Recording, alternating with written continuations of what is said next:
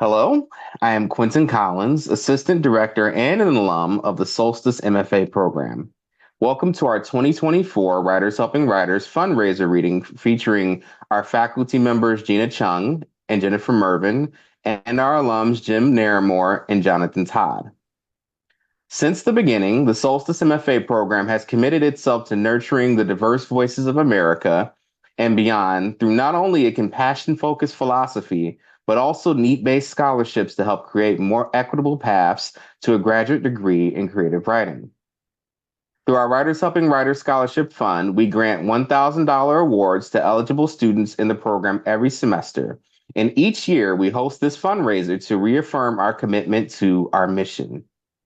For 2024, our aim is to raise at least $5,000 to add to our fund by December 31st. So far in the campaign, we've collected more than $850, and we hope to add even more to that total before we conclude this event. All donations are tax deductible and directly benefit Solstice students. As we prepare to enter the season of giving, as well as consider our year-end charitable giving specifically, now is a great time to donate as little as $5 or as much as $500 to our scholarship fund. Now for tonight's proceedings. You will hear readings from our community members, Jim, Jennifer, Jonathan, and Gina, who have all had either, if not a forthcoming book, but maybe a book that is recently out. And you'll also have a chance to learn about our scholarships and the students in our program that they support. I will introduce each reader, and then they will read for a few minutes. We will begin with Jim. Jim Naremore is the author of two novels, the award-winning The Arts of the Legerdemain, as taught by Ghost, and the upcoming American Still Life, which will be released this December by Regal House Publishing. Jim's short fiction has appeared both online and in print in various publications, including Thrice, Emrys, and Type House. Born in the Louisiana Delta to a family with deep Southern roots, Jim grew up in Southern Indiana, having moved there at a young age with his parents, at the only spot on the American map where three cultural zones intersect: the Rust Belt, the Corn Belt, and Dixie.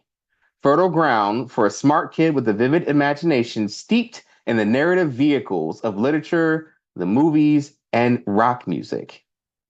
Since graduating from Solstice, where he was the 2019 Dennis Lehane Fellow, Jim lives in the Hudson River Valley, where he is working on his third novel. And now, Jim. Thank you, Quentin. Thank you, everyone, for being here. It's an honor. Let me start really quickly just by doing a little bit of a pitch on why we should give, both to the people here in the audience and the people that might be looking at this later on the recording. When you think about it, we're all stories. Each of us is a story. Our life is a story. And the lives that we live, those stories, and the stories that we tell each other, when we weave all together, we create this tapestry that is humanity. Unfortunately, right now, we are entering into a time period, it seems, where that tapestry, that humanity may be in danger.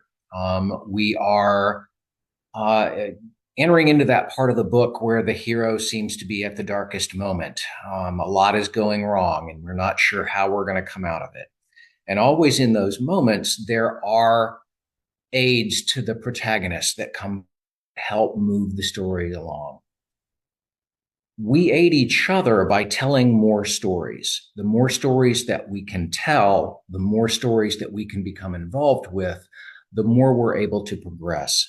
Unfortunately, right now, in the world that we are perhaps moving into, it's those stories along the margins, the most delicate, the most fragile, the most ephemeral, the stories that aren't connected to people that have the income and the power necessary to continue going in these dark times, that we are in danger of losing. And those are the stories that we are most in need of hanging on to increase the humanity that we are in.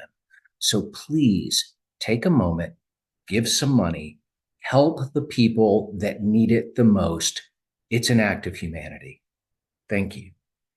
So I'm going to be reading from my upcoming book, which is American Still Life. It is my second novel, as Q said. And to set it up, American Still Life is about Skade Felsdaughter. Skade is a photographer, but she is also an alcoholic who has an incredibly traumatic relationship with her past. And 17 years before the book begins, Skade ran away from her home and her previous life herself, and sort of created this reinvention. But through the twists of fate, um, Skade has now been forced to return to her hometown, a town called Carlton, to take a series of pictures at a place called the Fielding's Totem Poles, something she swore she would never do. She swore she would never come back to this.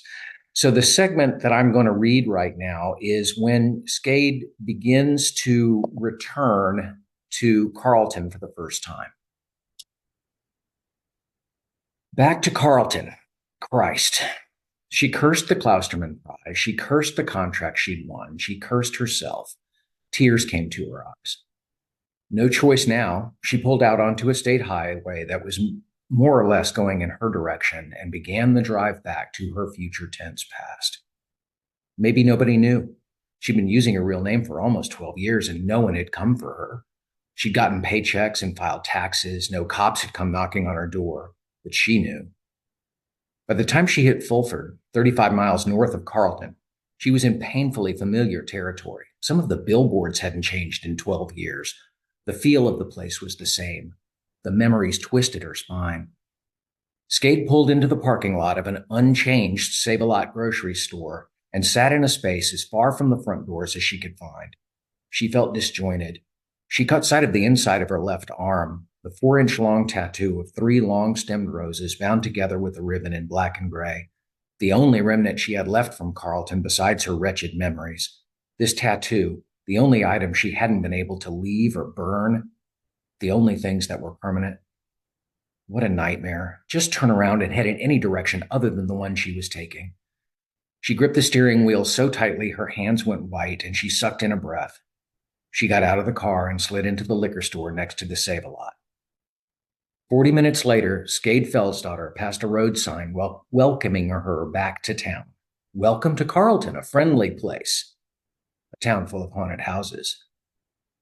After the liquor store, she was just barely numb and insulated enough to pass over the psychic barrier of the city limits, not crash into it and burst into flames. Her one desire now was to get to the totem poles and not even stop for gas in Carlton. But it was too late in the day. Why couldn't I have been fucking smart enough to time it better this time? She grabbed a vodka bottle off the floor and drove into town. The thick, heavy summer air surged with the buzzing pulse of cicadas. The 17-year-old Skade, who had once lived here, appeared and grabbed her by the hand, and she slowly meandered through the town in her car, trailing along behind her memory as it made lefts and rights. Periodically, she winced as little harpies intruded, reminding her of this or that embarrassment or bad behavior from her teenage years, stains that never quite faded. Vodka always seemed like a terrific stain remover, at least for a while. Her memory led her through town to Kensington Park. She sat in the parking lot, overlooking what had once been the aquatic center, her home away from home. Swim team practice, meets, lifeguard duty, parties, summer afternoons. But the old pool was gone. A construction fence surrounded the cracked and empty pool deck, just big, pale green concrete holes in the ground now, dry and lonely. A sleek new pool complex had sprung from the ground over the last 12 years just next to it. Familiar sounds came from it, half full of I don't want to go home teenagers engaged in the chutes and ladders of summer coming of age. But Skade's eyes kept falling back on the old empty relic of her past. She watched the movies in her head of her old self playing seriously at being a lifeguard, giving swimming lessons to squirming 4-year-olds and tugging at parts of her swimsuit to get attention of young men. This pool was the only decent memory she had of Carlton, and now it was gone. She sat in the car drinking until she couldn't see herself much anymore, watching the light drain from the sky and the new pool drain of children and her veins drain of anguish. Lisa. Lisa broke into her mind. Did Lisa Jorgensen still live in the big brick house 3 blocks away? Forever 11 in Skade's mind, Lisa would be what, 23 now? She'd be out of college. 11-year-old Lisa had been Skade's summer charge in employment during the day while Lisa's parents were working. Lisa had idolized the strong, athletic young woman Skate had been, the way preteens idolize their made up images of what's next. A big poster of Liam Sharp's classic Wonder Woman used to decorate Lisa's bedroom wall, and even Skade was a little taken aback by how much she looked like the poster. Lisa had even made Skade sign the poster. The soft swayed passing into evening of summer, and couples began showing up in the park, out for twilight walks. The air began to clean out a little, an evening clarity descending. Skade shifted in her car seat in the periwinkle light and remembered Lisa's 12th birthday, when Lisa had eschewed all her 11 and 12-year-old friends to invite only Skade to a sleepover, ignoring the objections of her mom, who was sure a 17-year-old had better things to do. Skade remembered the "I told you so" look on Lisa's face when her mom had opened the door to find Skade standing on their doorstep with a sleeping bag in one hand and a makeup case in the other. A night of doing hair and makeup and reading scary stories and telling truths and secrets, of relaying information from the future to her 12-year-old friend, the signposts along the road from 12 to 17, which ones to ignore and which ones not to. The satin meat grinder that was the road from 12 to 17 for a girl was bad enough, but that tea party between 17 and 29, that was another game altogether. Ready or not, here it comes. Skade wished she could hold Lisa's hand again. The old Kensington pool where that thing with Michael Pullman had happened. Really, it hadn't been Lisa's poster. The whole fucking Wonder Woman thing sprang from idiot parents letting their 6-year-old loose on the pool unsupervised. What a grotesque joke that became. Another reason someone might recognize her now. Given how big a deal they made of that in this nothing ever happened to your place. Karma lashed out hard on that one, didn't it? Those sorts of memories she couldn't look in the eye. She could only cast fleeting backward glances at the blood on the road and the smells and the sounds. After half a bottle, things began to make a little more sense, and she felt normal and, for the first time that day, in control. The alcohol obscured the memories of the accident and all the hot grief of her childhood and her damn father. But little sparks and shimmers of humanity faded. It pushed aside the small, bright tendernesses and furtive happiness memories, like laughing in the dark with a 12-year-old girl when her Wonder Woman had come to her birthday sleepover. The vacuum of the absence of her feelings gave her some space to expand and move through the world.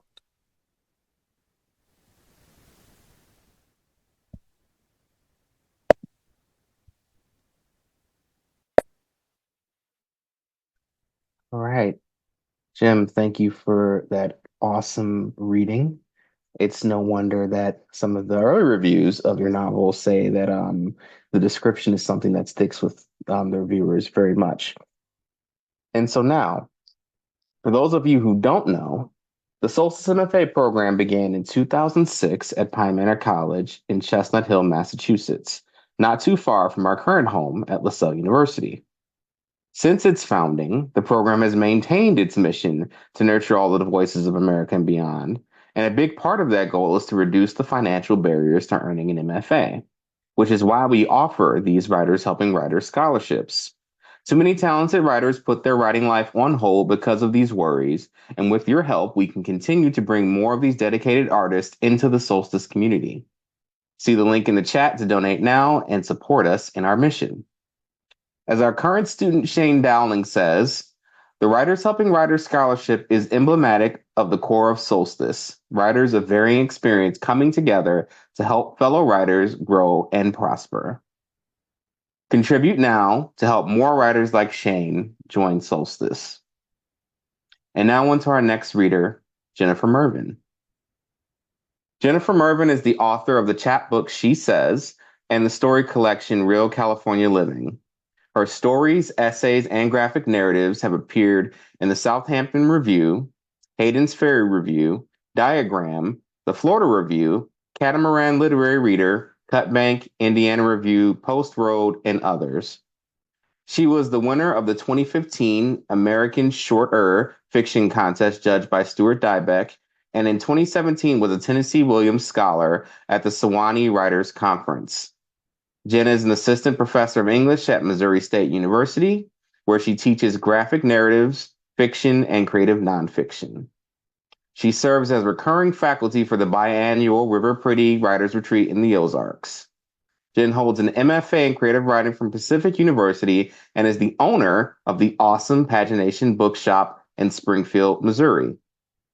Jen, welcome to the virtual floor. Thank you so much.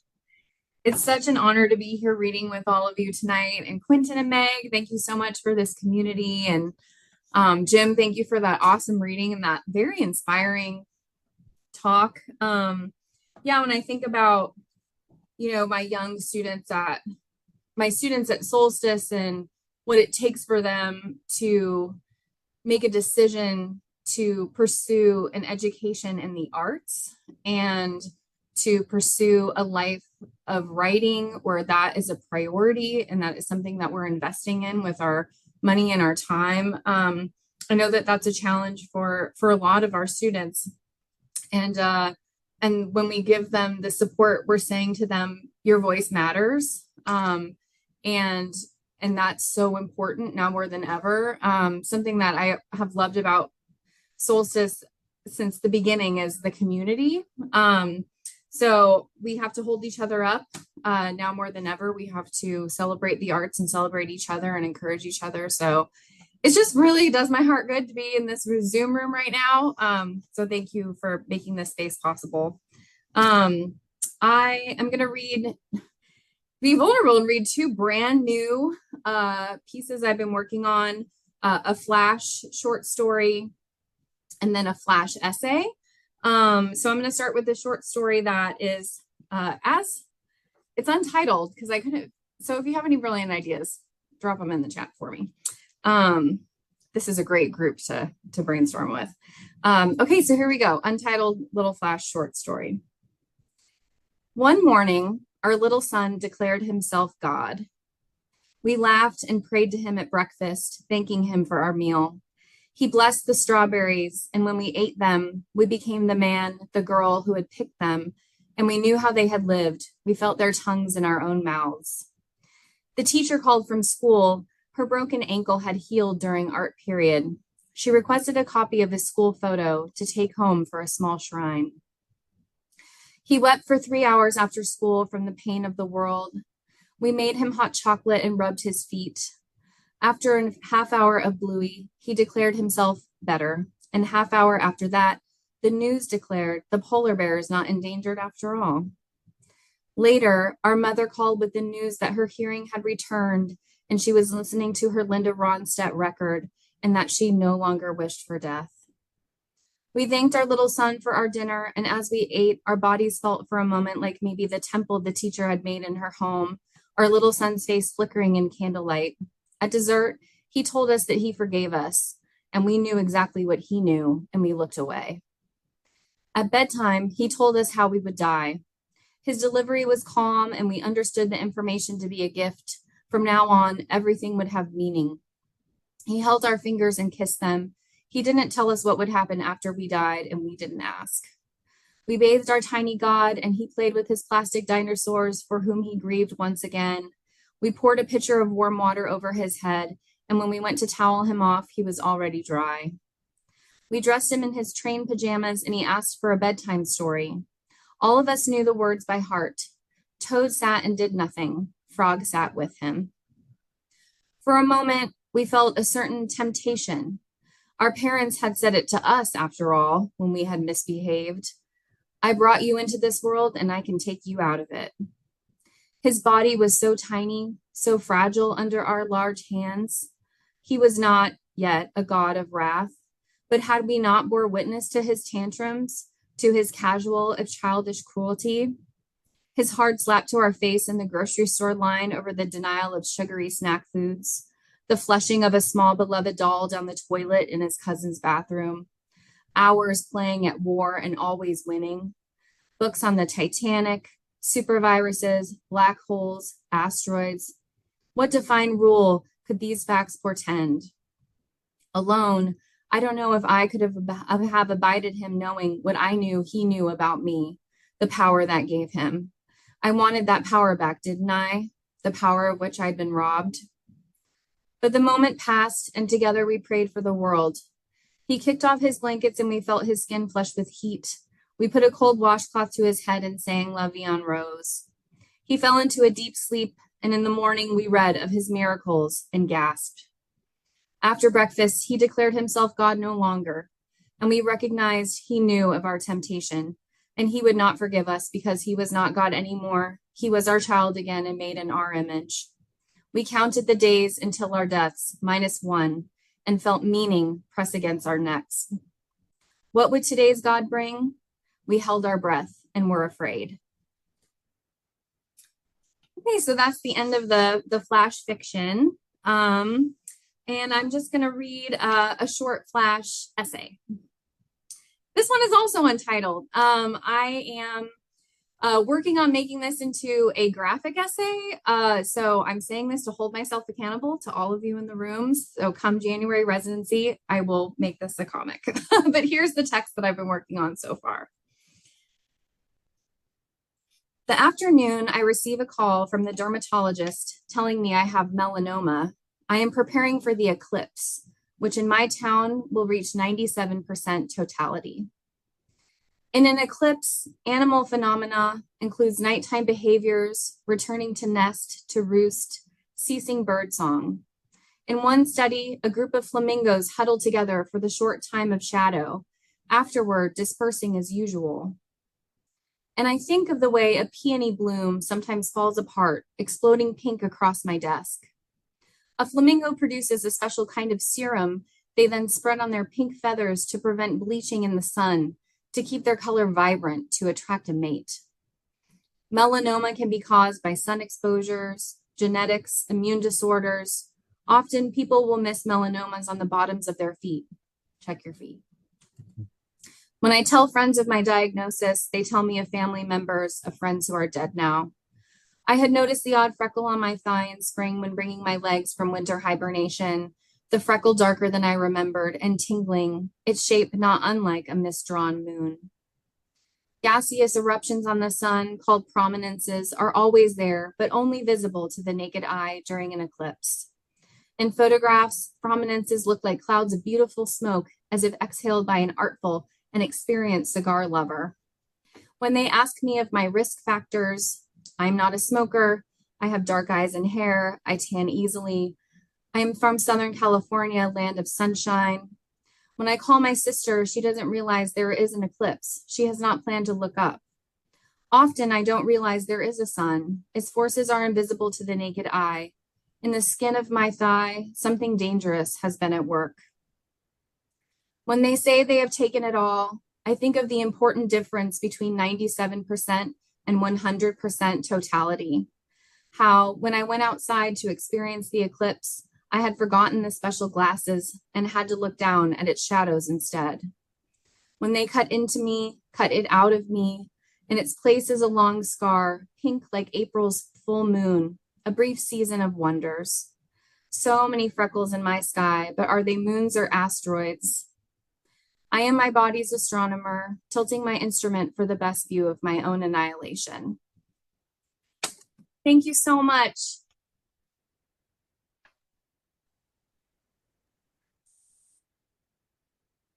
Wow, Jen, that was awesome. Thank you. Thank you. And thank you for sharing like some like newer work. We always love to see some new stuff. All right. So Jim and Jonathan, who will read next, are part of our expansive alum network, which has so far spanned the US, Canada, and even as far as Senegal. Much of the work that goes into maintaining and expanding the Solstice community comes from our alums, such as their volunteering in our recruiting efforts and supporting our annual Writers Helping Writers campaigns. Whether or not they receive scholarships themselves, they want to pay it forward for other writers who seek a community where they can grow their craft without envy or competition. Your contribution of $5, $10, $100, or even more can help more of them find their people and eventually join our alum ranks. And now to our next reader, Jonathan Todd. Jonathan Todd is the author-illustrator of Timid, a semi-autobiographical middle-grade graphic novel about overcoming shyness and finding belonging within a Black community. Timid is a 2024 New England Book Award winner in the middle grade category. Todd is a proud graduate of the Solstice MFA in Creative Writing program, where he studied writing for children and young adults. Additionally, as winner of a 2024 St. Baltolf Club Foundation Emerging Artist Award, Jonathan is a frequent comics teacher in libraries, schools, and at the Grub Street Center for Creative Writing in Boston. He lives in Massachusetts with his wife, 2 children, and irresistible lemon beagle named Carino. Jonathan, thank you for joining us. Oh, thanks so much, Quentin. Thank you for having me. Very grateful and honored to be here. Uh, when I heard the phrase when you were talking about solstice, and I hadn't heard this phrase before, the compassion-based philosophy, and that is so true. And I think what I really felt just as a student, and I'm always encouraging writers to join the solstice community, even if it's just to come to the readings and to speak about scholarships. I in a very grateful recipient of a scholarship when I was at Solstice. And it did 2 things. Like, one, I didn't start my writing journey as far as book writing until about age 40. And then, I had young kids, so that the $1,000 grant really helped. Just all those with all those expenses you have. And then secondly, just the fact of getting one, it felt encouragement to say, you in fact, you have a future. And in my case, it was Kids Lit. So they're highly impactful, and I encourage everyone to donate to the fund. And then also just my graphic novel that came out in April, it just wouldn't have been, I think, published by a major publisher if I didn't go through Solstice. So thank you, Solstice. My trigger warning is that I might cry during my reading because I'm so grateful. So my book was inspired by my life. I was born in Boston, but I moved to Florida when I was age 7. There, loved Florida, got into drawing comics inspired by Garfield, got popular in the 6th grade. I would, at the cover of night, go and photocopy my comics at my mom's job at IBM, and then we sell them on the playground. So, but then all that changed when I moved back up here. We moved to Wellesley, Massachusetts, and so that's kind of what day one there is what kind of inspired my book. So I'll read 2 scenes from that book. The first one is one that kind of actually happened. So I'm going to share my screen. Here we go. Okay, you guys see that okay? Yep. Okay. I did the writing and the drawing. The colors are by Dominique Ramsey, who lives in North Carolina. Okay. Lunch. Where did that kid Brian say he'd meet me? And Brian, by the way, was the name I'm using for someone who the counselor connected me with, so I wouldn't have lunch alone. I've seen Black kids here and there, but I just don't know how to just go up to them and say hi. I'm not smooth and cool like that. So many kids are here. Hopefully Brian will be outside the cafeteria. Ooh, that's a big cafeteria. No Brian.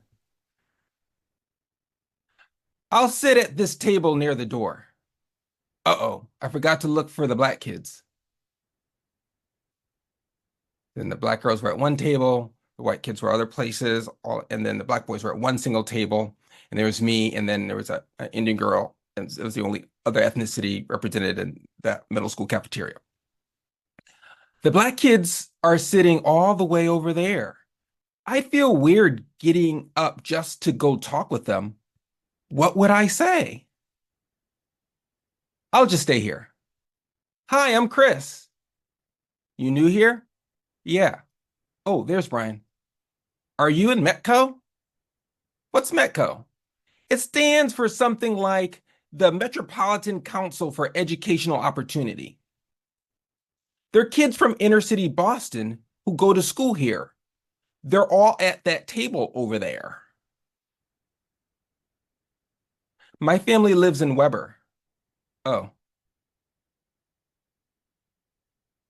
Uh-oh, some of them are walking this way. What do I say? What do I say? Hi, I'm Adam. And this is Michael. And this is Sean. Hi, I'm Cecil. Are you new? Yeah, my family just moved in. Do you live around here? Why did I ask him that? We're from Boston. I don't know what else to ask them. What do I say now? Well, see you around. We be chillin'. Did they leave because it took me too long to ask another question? Snicker. I'm guessing they talked to me because I'm black too. I don't like the feeling that kids are looking at me. We be chillin'. We be chillin'. So the main character, Cecil Hall, who's modeled by me after me, ha goes through meeting people in middle school, just trying to more be known for being a cartoonist. And so by chapter 12, things is kind of a turning point in the story once he goes on a field trip. And here's what happens. Bye, Ma. Have fun in New York City. I wonder who will be on the bus. Oh, wow. Sean's sitting by himself. I should. Cecil, sit here. Well, it's nice to be wanted. Sit right here. Thanks. Cecil, I've been dying to ask you about something. What's an Oreo? I should have sat with Sean. It's someone who is black but acts white. Don't think that's me. Don't think that's me. Dude, how do you act white? Some people think that when you talk proper or don't hang out with just black people. But I don't believe that. Talk proper? You mean like when that Metco kid said we be chillin'? That's not proper English? Yeah. Metco kid. He doesn't remember that his name is Adam? Cecil, I forgot you were coming.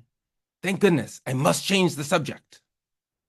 Cecil, did you get to draw a caricature of Mr. Corcoran yet? Yes. I'm almost finished with it. Here it is. That looks so awesome, Cecil. Great job, Fuzzy. She rubbed my head. Am I like a pet dog to her? I'm a person, Ruthie. Fuzzy, I love it. Rub, rub, rub. Ha, ha. Rip. Cecil. Hey, can I sit here? Sure. So embarrassing. Leah was right. I should have gone over to where Adam and his friends were sitting back on the first day of school. My hair isn't weird to them. Enough already, brother. You're sitting right next to Sean. So this is a figment of his imagination. This is Slick, who's kind of represents like the perfect black kid in his mind, who's so smooth and always knows what to say. Slick? Say hi. Be brave, for crying out loud. Last stop before we get to the Statue of Liberty. Oh. Hey, you need to go to the bathroom? We're almost there. No, but I want to buy some gum. I'm Cecil. Yeah, I remember you from the first day you were at school. Señor, ¿dónde están los chicles? Allá. Gracias. Wow, are you fluent in Spanish? Yeah, I'm Dominican, man. And I'm back home in New York. That'll be 89 cents. I didn't know there were black people whose native language was Spanish. Cool. We're here. Cool. Look at that. When I lived here, we never went to the Statue of Liberty. Why'd you leave? Long story, but me and my brother moved to Boston to live with our mother. Sounds personal. I don't want to seem nosy. So you like Star Trek? Yeah, the novels are cool, and I like seeing the old shows on TV late at night. Me and my friend in Florida used to watch the old shows too. Cecil, what do you like to read? Chris never asked me what I liked. Comics mostly. I can't believe we're actually here. I guess it is pretty cool being this close. I can't wait to see what it's like inside. I can imagine a cool scene in a comic book being here. Thank you very much. Thank you. Thank you so much. Jonathan, thank you so much for that amazing reading. Every time I'm in a Target store, I go and I find your book just so I can point at it and say, I know that guy. Oh, thank you so much. Solstice made it possible. All right. So, as our current student, Sister Allison Regina Goliath says, no one becomes a writer in a vacuum. At Solstice, we are enriched by a caring community that fosters creativity and enables us to pursue our writing dreams. In this way, we foster a writing environment focused on compassion, mutual respect, and falling in love with each other's work, something that Meg suggests at every single residency. As Sister Allison notes, our scholarship fund helps to ensure more writers can realize this kind of kinship, saying, the Writers Helping Writers Scholarship is one concrete way that this support manifests, allowing students of all backgrounds to flourish. Donate now to help others flourish in their writing dreams. And now for our final reader, Gina. Gina Chung is the author of the novel Sea Change, which was named a 2023 BNN Discover Pick and a New York Times Most Anticipated Book. It was also longlisted for the Center for Fiction First Novel Prize. Her short story collection, Green Frog, from Vintage in the US and Picador in the UK, also garnered critical acclaim.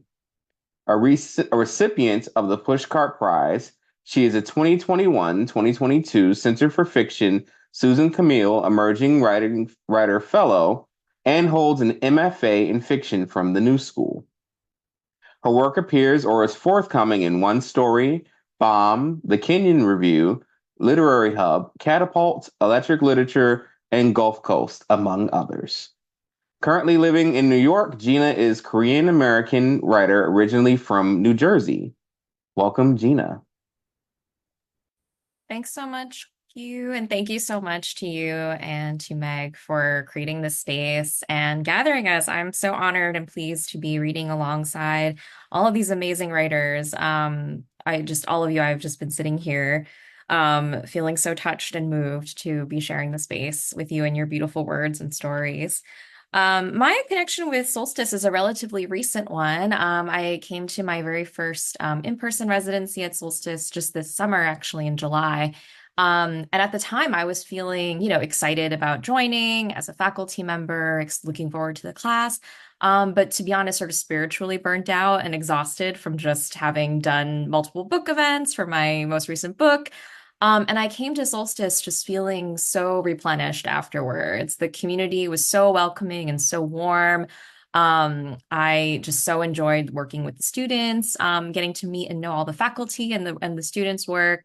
And I just came away feeling so inspired and so much more nourished than I was when I came to this space. So it's a really, really special program, and I'm beyond honored to be a faculty member with Solstice. So thank you all for all the amazing work that you do. And I'm looking forward to continuing to support this amazing program and all of the wonderful people that make up this community.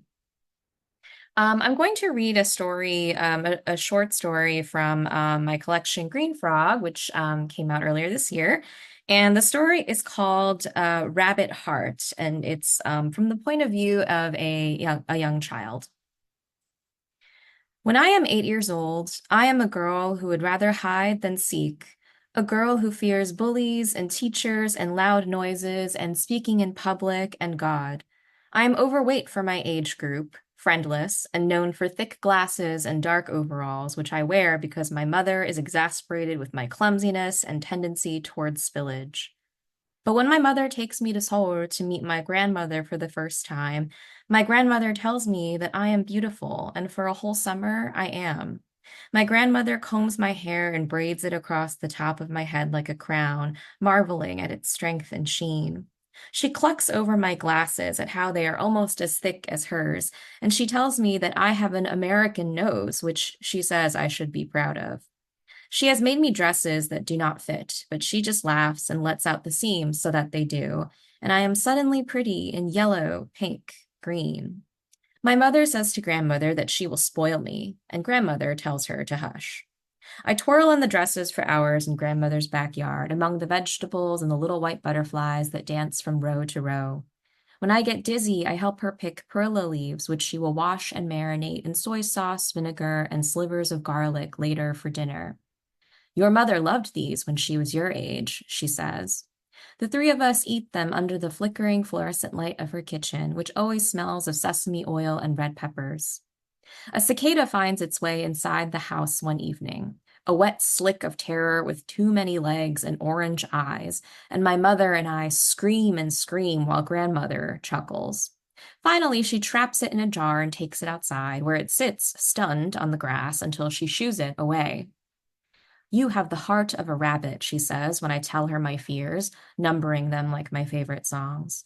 She tells me stories of timid rabbits who have outsmarted tigers, rabbits who have dared to visit the underwater kingdom of the Dragon King and tricked sea turtles into bringing them back to shore safely. The lesson here, she tells me, is that fear shouldn't stop you from being brave.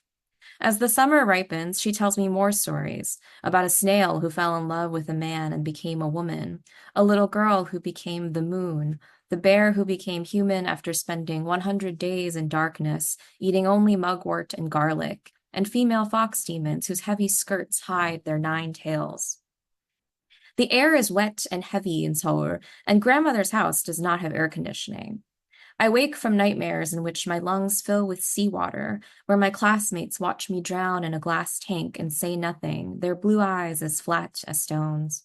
On our 7th night in Seoul, when I wake up crying, grandmother takes me to the kitchen, where she spoons strawberry ice cream into glass bowls for us while my mother sleeps, exhausted from the heat. The ice cream melts and drips down my pajama shirt a little, but unlike my mother, my grandmother doesn't mind my mess. When the ice cream is finished, she slices bright persimmons for us, the fleshy segments unfolding like thick petals across her cutting board. We eat them in the backyard, listening to the cicadas buzz, while grandmother points out the pale yellow disk of the moon and shows me its grooves and shadows, which she tells me make up the silhouette of a rabbit pounding a mortar and pestle. I like the idea of a rabbit inside the moon, a small friend made of shadows and light to watch over me as I sleep. When the summer is over, grandmother sends me back with a sweater she knit herself, a sweater as soft as cloud floss and as pink as strawberry ice cream. I wear it on the plane and fall asleep, and for once I do not dream that we are falling out of the sky. Grandmother becomes a voice on the phone. Please be healthy and live a long time, I learned to say in Korean. I'll try, she always says. When are you coming to see us? I say, and she tells me soon. But as the years pass, grandmother's voice on the phone fades and becomes a dry flicker of itself, and I begin to forget my halting Korean. The words of my childhood vanish as quietly as melting snow. I grow older, taller, afraid in new ways. My fear crystallizes inside me, becoming jagged. I learn to shout back at my teachers and bullies. I am often caught fighting the other girls after school and am frequently in detention. My glasses break during one of these fights, and my mother is furious with me. We raise our voices, and the house shakes with our mutual disappointment and anger. Afterwards, when I wash the tears off my face and look in the mirror, I see another girl inside me, a blurred girl filled with smoky rage. When I am 13, I come home from school to find my mother sobbing in the kitchen, the phone hanging off the hook. A blood vessel migrating from one hemisphere of grandmother's brain to the other has burst. Plane tickets are bought, bags are packed. In the hospital, grandmother, dressed in a patterned gown, stares at nothing, her eyes empty. The nurses tell us that she cannot hear, speak, or think, but I know she is pretending, playing a joke on all of us. The food in the hospital, gluey rice and boiled vegetables, is blanched of flavor. I tell grandmother about it, whispering to her that the food here is terrible and that she should really wake up and tell them what's what. The machines beep in response, an electric pulse that I wonder if she can hear in her dreams. It is our 3rd evening in the hospital when the doctors tell us that it is time to make a decision. My mother has to leave the room. I hear her sneakers squeak up and down the shining hallways as she cries. I reach under the covers to grab grandmother's hand and ask her if she'd like to come home with us. Fly over the ocean and around the world. You can stay in my room, I tell her. I can teach you English. You don't have to be alone here anymore. Her eyes open and she turns to look at me. Let's get out of here, she says, awake. I help her put her shoes on and change out of her paper gown. I look away respectfully when she steps into her flowered house dress. We climb out the hospital window, shimmy down with the help of sheets knotted together, and run down the street to a nearby city park, her IV pole clattering along next to us. She is faster than I am. I imagine the look on my mother's face when she comes back to the hospital room to find the bed empty and her mother and daughter gone. I've always wanted to do this, grandmother says, before detaching the IV drip neatly from her arm and rolling down a hill. Blades of grass cling to our legs, and her gown blooms with grass stains. We wait for someone to come looking for us, to shout after us and tell us that we are not allowed to be out here, but no one does. She steals a bicycle, picking the lock with a bobby pin that I loosen from my hair and hand to her as though we've done this dozens of times, and I jog up and down the sidewalk next to her as she wobbles down the street. We pick wildflowers and hand them to strangers who smile at us. I find dandelions gone to seed for my mother, who loves their gauzy architecture. We walk past an ice cream shop, and I buy us 2 cones of strawberry. The pink sweetness drips down our wrists as we enjoy the cool night breeze. Above us, a rabbit moon rises, green and gold. We should be going in now, she says. Your mother will worry. She always worries, I say. I want to stay here with you. She worries for you, she says. That's her job. She finishes the rest of her ice cream, crunching the cone thoughtfully. We walk back to the hospital. She hums a song she used to sing to me on the nights I couldn't fall asleep that summer in Seoul. I don't know the words anymore, but I remember it's about a baby falling asleep alone while its mother goes to look for oysters along the beach. I am already counting all the things about grandmother that I will miss. Her scratchy singing voice, her cackle, the wrinkles around her eyes that make her look as though she is smiling even when she isn't, the way she smells of mothballs and sesame oil and tiger balm. Take care of your mother, she says, turning toward me at the entrance of the hospital. Don't go, I say, my mouth sour and prickly with loss. She wraps me in her arms and I breathe her in one last time. She says my name and then she vanishes completely, turning into gold crossbars of light. I walk in alone with a fistful of dandelions. Their snowy heads nod gently as I look for my mother in the long white hallways of the hospital to tell her that grandmother is gone. Thank you.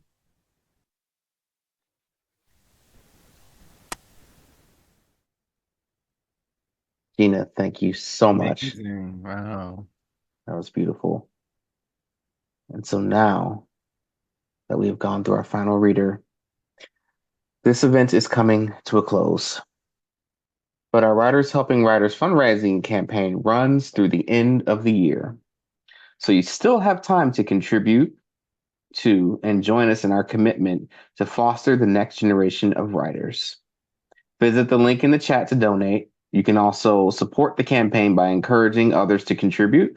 So go ahead and bookmark that link for sharing an email on social media later. Share it with friends, family, and colleagues. And also, feel free to shout that out with your boss or some other folks who maybe are going to be really curious as to why they're getting a donation link, but just say it's for a good cause. And again, we are hoping to reach $5,000 by the end of the year on December 31st. And so we appreciate all the support you can give us for our campaign. Thank you again to Jim, Jennifer, Jonathan, and Gina for all their wonderful readings and support of the Scholarship Fund. Thank you to all of you as well for joining us tonight and for your contributions. And a final big thanks to Meg for holding it down on Zoom in the back end. So now I will give everybody the opportunity to unmute for the remainder of the event so that you can give an audible round of applause if you would like. And thank you so much for joining us and have a safe rest of your night if you're heading out.